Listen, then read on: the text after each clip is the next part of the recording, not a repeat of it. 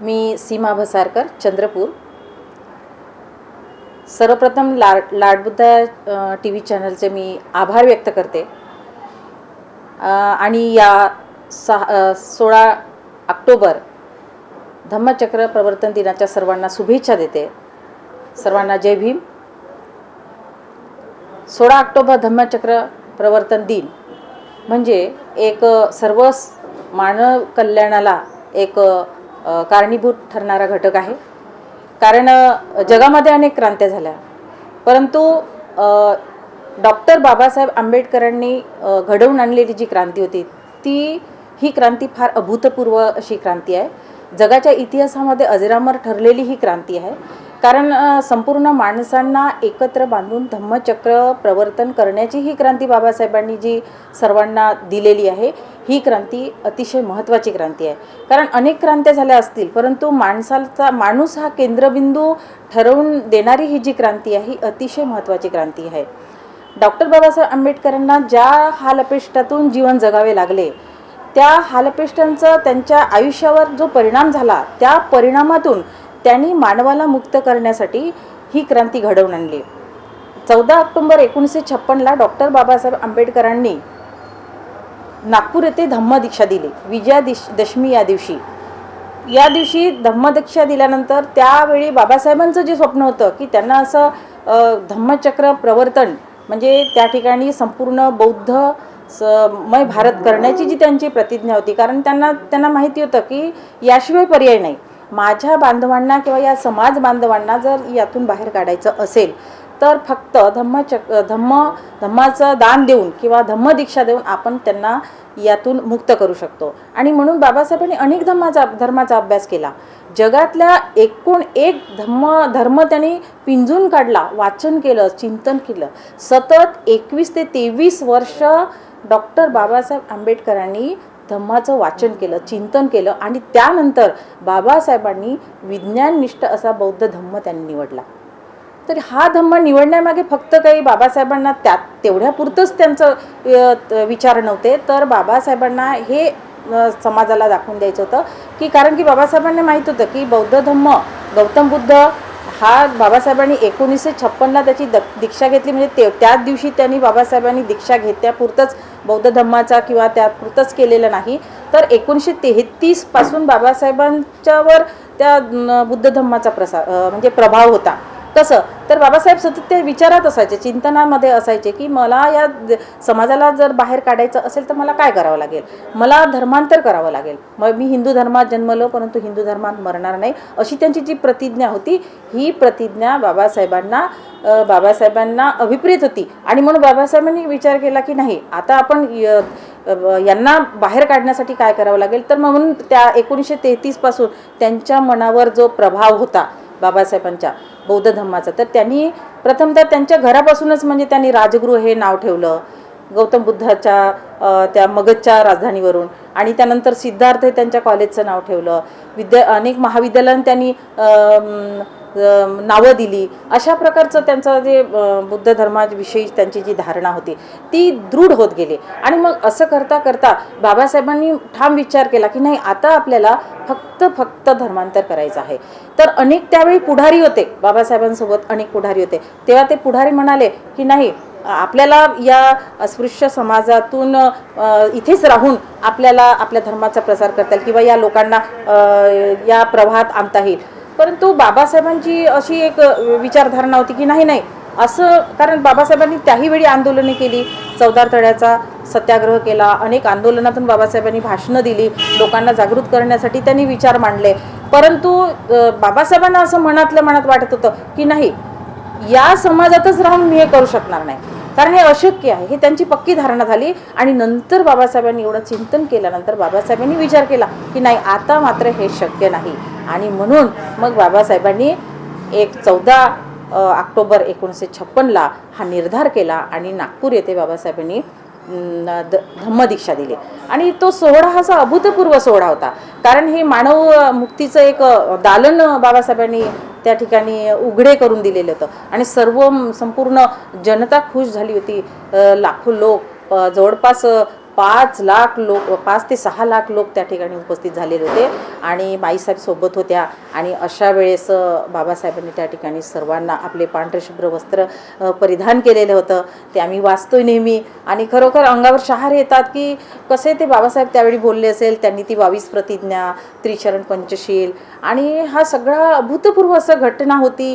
ही घटना ऐतिहासिक घटना होती, कारण माणसाला एखाद्या वेगळ्या त्या प्रवाहामध्ये नेण्यासाठी ही जी चळवळ होती बाबासाहेबाची ही खूप ऐतिहासिक चळवळ होती. आणि म्हणून बाबासाहेबांनी 14 ऑक्टोबर 1956ला नागपूर येथे धम्मदीक्षा दिली. लाखो 5 ते 6 म्हणजे 14 ऑक्टोबरला दिल्यानंतर बाबासाहेबांनी दुसऱ्या दिवशी कारण बाबासाहेबांची प्रकृती थोडी अस्वस्थ त्यामुळे बाबासाहेब दिवसभर त्या चिंतनात विचारात असायचे आणि त्यामुळे बाबासाहेबांनी 14 ऑक्टोबरला धम्मदीक्षा तो सोहळा दिवसभर चालला आणि त्यानंतर 15 ऑक्टोबरला बाबासाहेबांना अनेक लोकांनी मार्गदर्शन केले. त्यावेळी बाबासाहेब परत त्या दीक्षाभूमीवर नागपूरच्या दीक्षाभूमीवर बाबासाहेब परत गेले आणि परत त्या दिवशी 15 ऑक्टोबरला बाबासाहेबांनी त्या ठिकाणी परत 15 ऑक्टोबरला सुद्धा बाबासाहेबांनी बुद्ध धम्माची संकल्पना पुन्हा स्पष्ट केली आणि लाखो लोकांना त्या ठिकाणी मार्गदर्शन केले. आणि यानंतर महत्त्वाची म्हणजे दुसरी भूमिका अशी होती की डॉक्टर बाबासाहेब आंबेडकरांचे मानसपुत्र बॅरिस्टर राजाभाऊ खोब्रागडे यांनी बाबासाहेबांना विनंती केली की आमच्या चंद्रपुरात सुद्धा आपण येऊन आम्हाला धम्मदीक्षा द्यावी. अनेक लोक आपली आतुरतेने वाट बघत आहेत आणि म्हणून बाबासाहेबांना त्यांनी नम्र विनंती केली की तुम्ही आमच्या चंद्रपूरला नक्की या.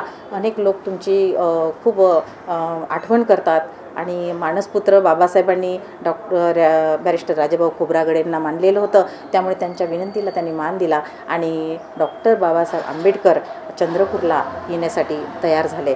आणि खरोखर 16 ऑक्टोबरचा तो दिवस होता आणि त्या दिवशी बाबासाहेबांनी नागपूरहून चंद्रपूरला येण्यासाठी निघालेत.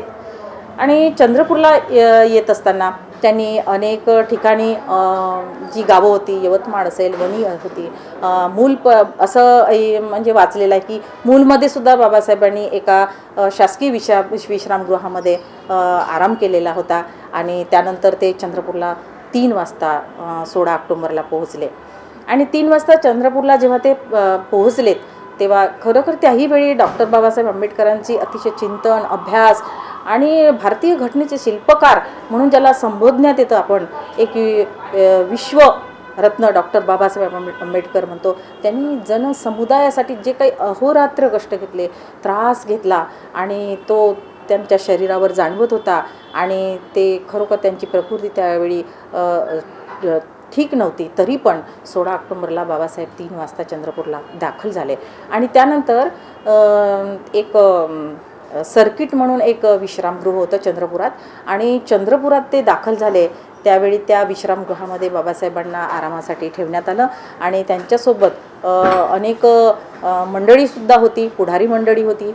आणि बाबासाहेब सर्किट त्या विश्रामगृहामध्ये बाबासाहेबांनी आराम केला. 3 वाजता पोचल्यानंतर अनेक लोक त्यांच्या आणि खरोखर चंद्रपुरात अशी नगरी त्यावेळी माहिती नाही ती आम्ही तर लहान होतो परंतु ती कशी सजली असेल, त्यावेळी कसं म्हणजे लोकांनी बाबासाहेबांचं स्वागत केलं असेल. खरोखर अभूतपूर्व असा 16 ऑक्टोबर हा सोहळा होता, धम्मदीक्षा सोहळा होता.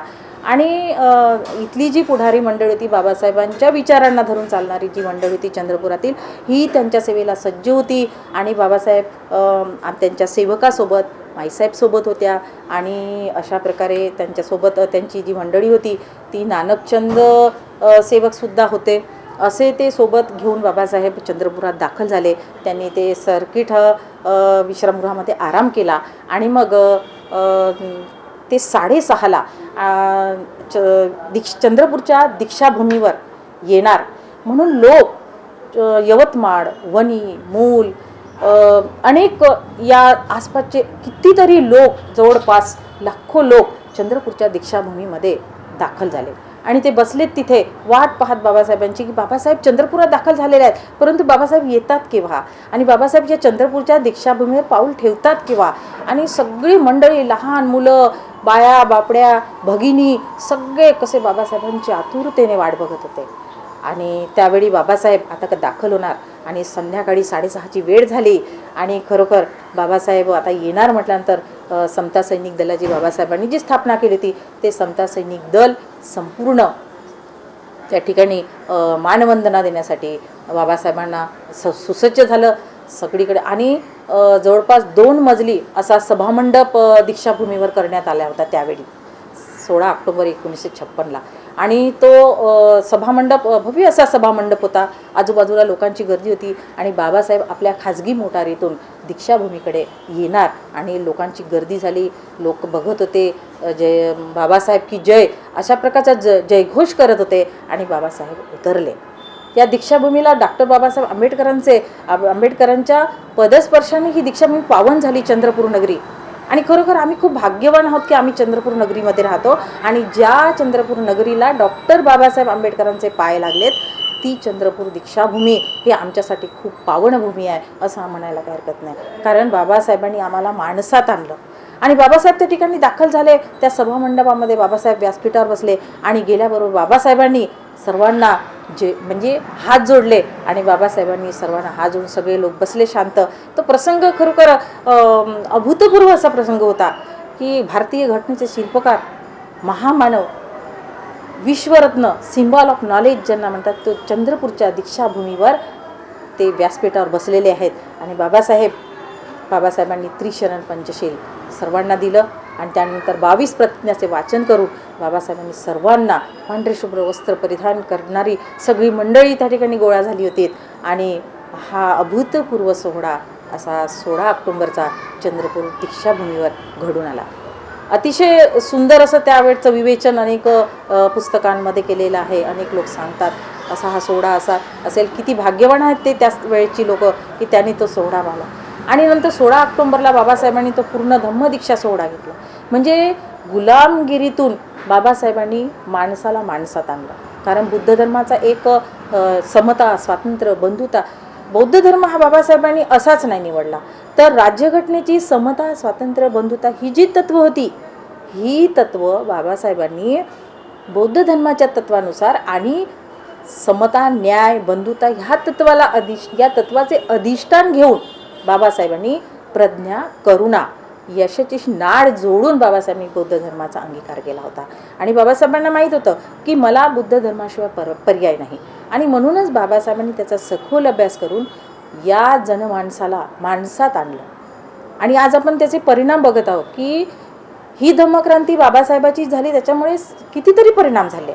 असं म्हणता येईल की आज आपण माणसात आलो. आमची मुलं शिकली, कोटात आली, बुटात आली. आणि अशा प्रकारच्या आमच्या मुलांनी आम्ही उत्तुंग अशी भरारी घेतली ते फक्त बाबासाहेबांमुळे.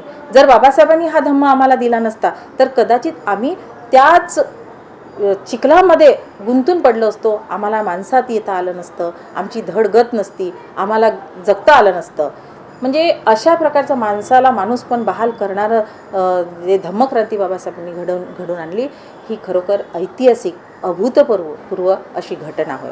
आणि बाबासाहेबांनी त्यानंतर 16 ऑक्टोबरला जो धम्मदीक्षा सोहळा घडवून आणला, त्यानंतर बाबासाहेबांना बऱ्याच तिथल्या लोकांनी विनंती केली की बाबासाहेब आम्हाला थोडंसं मार्गदर्शन करा, आम्हाला आमच्याशी बोला.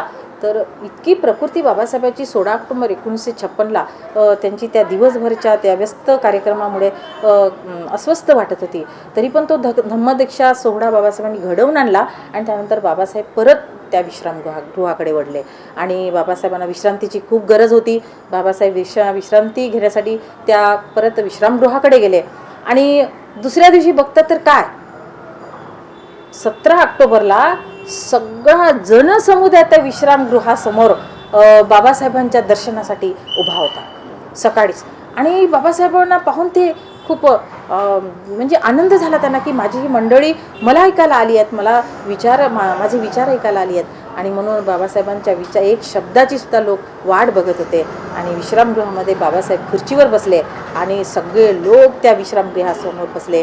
आणि पुढारी मंडळी त्यावेळी होती आणि त्यावेळी त्या पुढारी मंडळांनी सुद्धा त्या बाबासाहेबांचं म्हणणं ऐकून घेतलं. ते बाबासाहेब एक म्हणाले, बाबासाहेबांना लोकांनी विनंती केली की बाबासाहेब आमच्याशी थोडं बोला तुम्ही काही. ते बाबासाहेब म्हणाले की बघा, मी तुम्हाला एक आज चंद्रपूर नगरीमध्ये एक धम्मक्रांती घडवून आणलेली आहे. मी तुम्हाला धम्म दिलेला आहे, या धम्माचं पालन करा, 22 प्रतिज्ञा याचं पालन करा तुम्ही. आणि त्यांनी महिलांना सुद्धा संदेश दिला की स्वच्छता ठेवा, शिका, महिलांनी शिकलं पाहिजे, आपल्या मुलांना शिकवा, आपलं कुटुंब सक्षम करा, अशा प्रकारचं मार्गदर्शन बाबासाहेबांनी त्यावेळी केलं.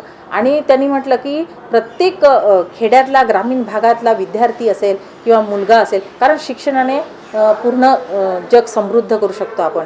आणि म्हणून बाबासाहेबांनी शिका, संघटित व्हा आणि संघर्ष करा, अशा प्रकारचा एक चांगला असा मूलमंत्र बाबासाहेबांनी त्यांच्या भाषणातून दिला. आणि सगळ्या लोकांना त्यांनी परत हात जोडले आणि सगळ्या लोकांना हा माझा धम्माचा रथ तुमच्याकडे मी सुपूर्त केला आहे, असं त्यांनी सुचवलं त्या भाषणातून. आणि बाबासाहेबांनी सगळ्यांना हात जोडले. सगळ्या लोकांनी बाबासाहेबांचं म्हणणं ऐकून घेतलं. आणि खरोखर यापासून बराच ग्रामीण भाग असेल, ही युवा मंडळी आहेत, अजूनही काही थोड्याफार प्रमाणात असतील, परंतु बरीच आपण पुढे गेलेलो आहोत असं म्हणायला काही हरकत नाही. या धम्मक्रांतीमुळे आमच्या जीवनामध्ये आमूलाग्र असा बदल झालेला आहे. आम्ही शिक्षणात पुढे आलेलो आहोत. आम्ही आता कुठल्याही म्हणजे अन्याय झाला असेल तरी तो आम्ही आता धुडकावून लावू, कारण अन्याय करणाऱ्यापेक्षा अन्याय सहन करणारा जास्त गुन्हेगार असतो, हे बाबासाहेबांचे विचार होते. आणि ते विचार आमच्या प्रत्येक इथल्या दीक्षाभूमीवर येणाऱ्या प्रत्येक नागरिकाला आठवतो.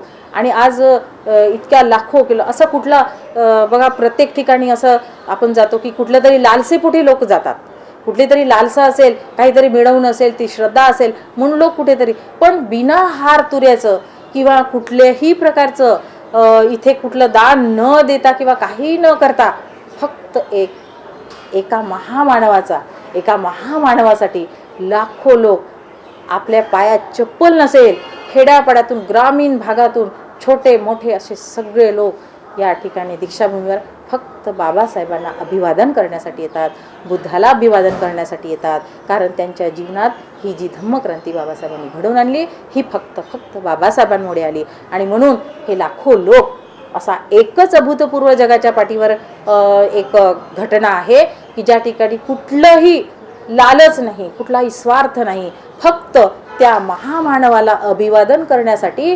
रात्रभर लाखो पुस्तकांची विक्री होते, लाखो पुस्तकांची खरेदी केल्या जाते, फक्त रात्रभर पूर्ण लोक बाबासाहेबांना अभिवादन करून या 16 ऑक्टोबरला चंद्रपूर नगरीमध्ये पुस्तकांच्या स्टॉलवर लाखो पुस्तकांची खरेदी करतात आणि बाबासाहेबांचा विचार घेऊन आपल्या घराकडे परततात. हा विचार बाबासाहेबांचा असाच आपण पुढे नेत राहू आणि हीच खरी बाबासाहेबांना मानवंदना ठरेल. आणि म्हणून मी परत एकदा या 16 ऑक्टोबर धम्मचक्र प्रवर्तन दिनाच्या निमित्ताने सर्वांना शुभेच्छा देते आणि लाड बुद्धा TV चॅनलचे मी आभार मानते की त्यांनी आज मला माझे मनोगत व्यक्त करण्याची संधी दिली. जय भीम.